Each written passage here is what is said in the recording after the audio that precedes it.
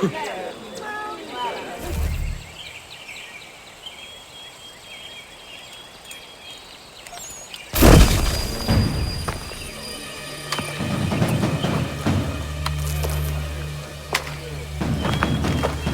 your ground, men! Don't fire! Unless fired upon! But if we mean to have a war, let it begin here! Pitcairn. Disperse, you damn rebels! Lay down your arms and disperse! What the deuce are you doing? Hold your position! Cravens! Traitors! They are not coming back. You will have to make do with those who remain. Don't you lecture me, Order. Return fire! Return fire! You need to get to Concord and warn the others. Show this to whoever leads there. Should be a man by the name of James Barrett. Go on now!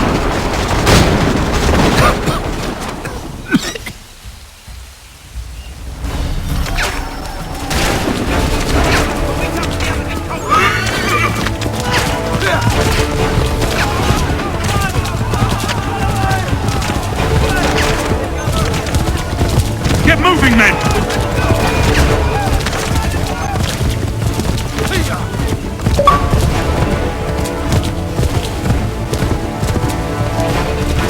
Stick together, boys, and keep the pace!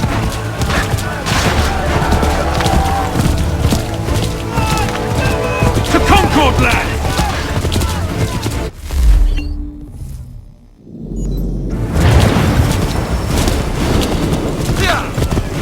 Help! What's happening? Get out! Everyone run! They're taking prisoners!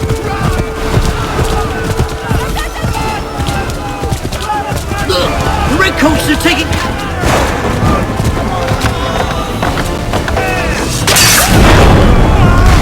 I'm not waiting around to see what happens!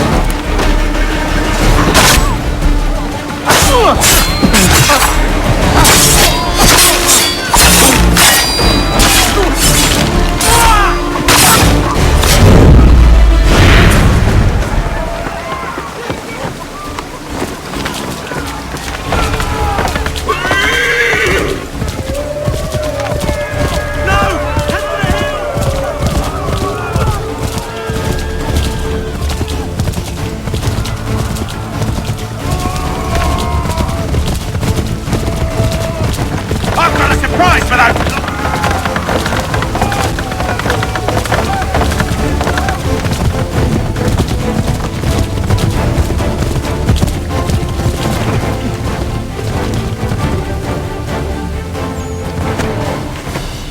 Blood's been spilled in Lexington, and there's more to come.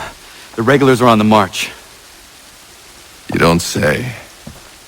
And why do you think I'm men up here?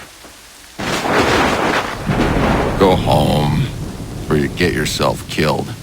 I've enough to worry about without some green boy looking to play it hero. I can vouch for him. John Parker as well.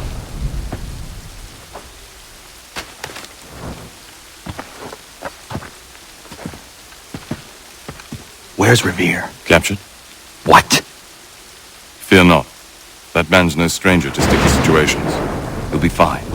I'm sure of it. You ladies finished gossiping? Parker seems to believe you're not completely useless, so I suppose there's a thing or two you might be able to help with. When the fighting starts, we'll need to hold those positions there. They're critical to the defense of Concord. Good boys. Not used to soldiering, they need some with experience to direct them. That's something you can do. You'd best be telling the truth. You have my word. Then I suppose all that's left to do is wait.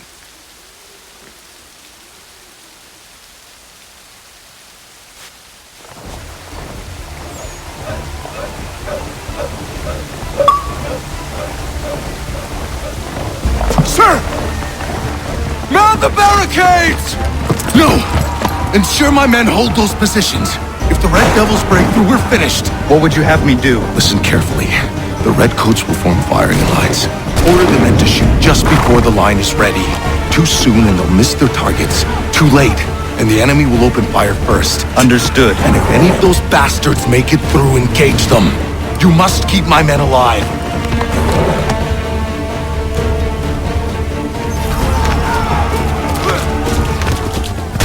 Wait for my signal.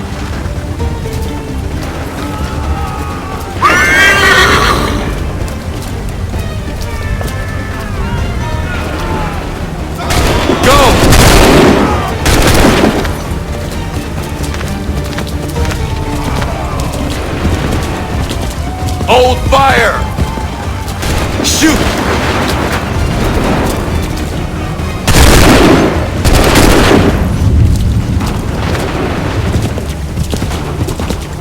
Make ready! Prepare yourselves.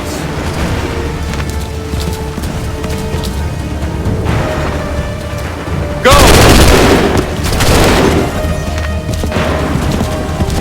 Wait for the signal. Wait for my signal. Fire!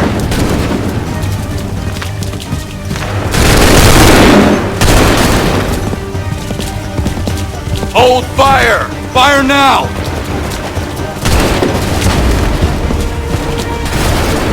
Wait for my signal. Go!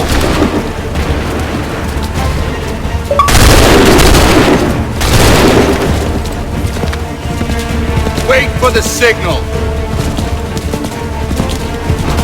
Make ready.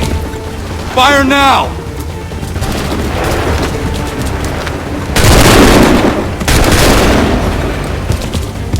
Wait for my signal.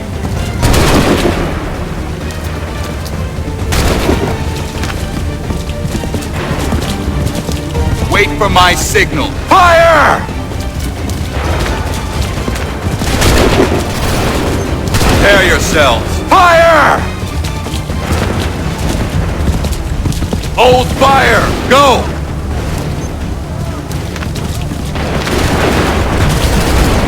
Make ready! Fire now! Wait for my signal. Open fire!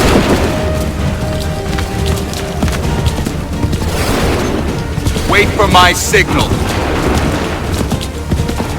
Wait for my signal. Fire!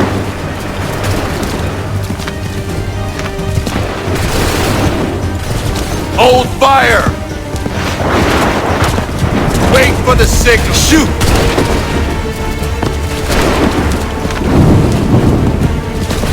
Wait for the signal. Make ready. Open fire.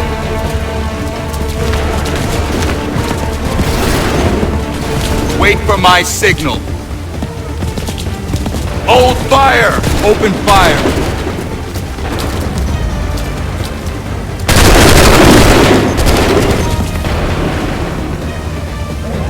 Fall back! Fall back!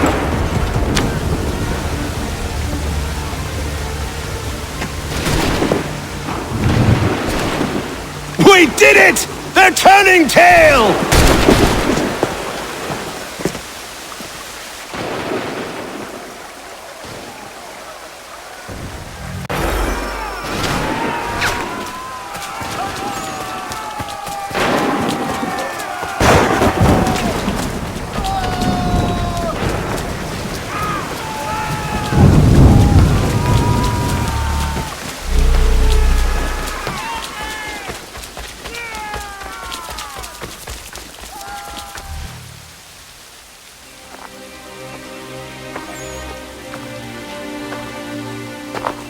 Takes a true monster to do something like this.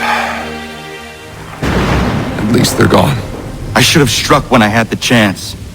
Do you know where Pitcairn could have gone? Back into the withered bosom of the British, no doubt. So that he might regroup and plan his next atrocity. I need to find him. Every day I wait, more will suffer. Chin up, friend. Many who should have died today now live because of you. And what of them? We do the best we can with what we've got. It is not enough. It never is.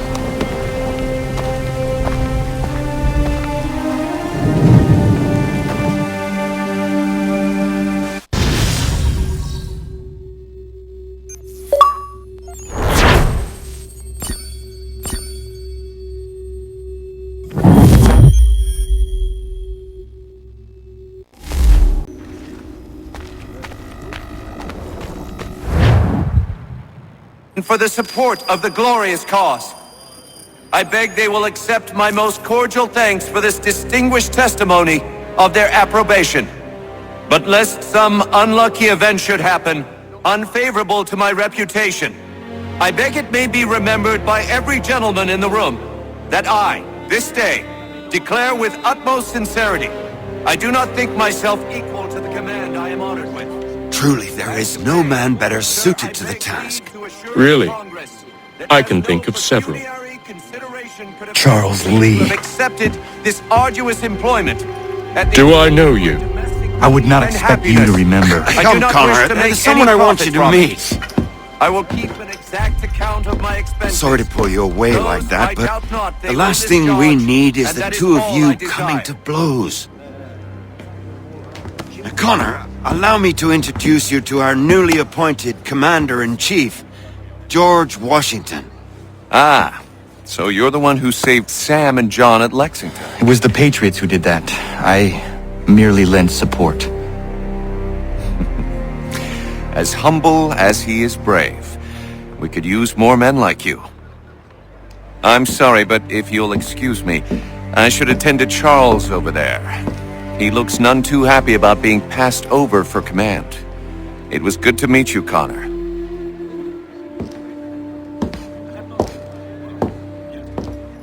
Tell me you have news of Pitcairn. I'm told he's taken shelter in Boston, where he's guarded by 1,000 redcoats. The only way you're gonna get at him is if we draw him out. Lucky for you, we're launching an offensive against the city in order to do just that. Israel Putnam has been given command of our forces. Present this to him and he'll provide whatever aid you require. You'll find him at the encampment on Bunker Hill. You have my thanks. No need. It's the least I could do. Pitcairn's a dangerous man. The sooner we're rid of him, the better. I would say the same of Charles Lee. Now that's an altogether different beast.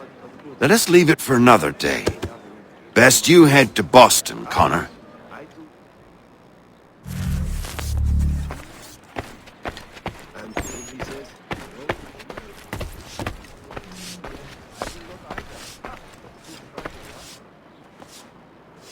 Still here, are you? I was just wondering, what happens now? There's quite a lot to do. Commander Washington must determine when and where we'll strike next. And we need to get to work on our message. Message? We must contact the broadsheets at once. Ensure it's clear to everyone that it was the Loyalists who fired first in Lexington. But no one knows who fired first. Which is exactly why we must spread the news quickly. We'll determine public opinion. This seems dishonest. Perhaps, but so what? People must believe we acted in self-defense, else we've committed treason. But you have. Better to bow and scrape before a tyrant, then? Is that what you suggest? No, of course not. No one should be denied freedom. And yet, to change the truth, it seems a dangerous road to travel. Understand, Connor. This is a war fought not just on the battlefield, but within hearts and minds as well. There's nothing wrong with a bit of theater, especially if it saves lives.